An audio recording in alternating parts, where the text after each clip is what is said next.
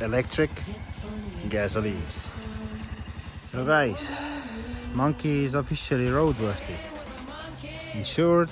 I think insurance for 6 months was about 19 euros. So 19 euros for insurance, 6 months.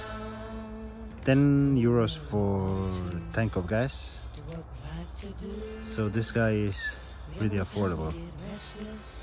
I did on the highway,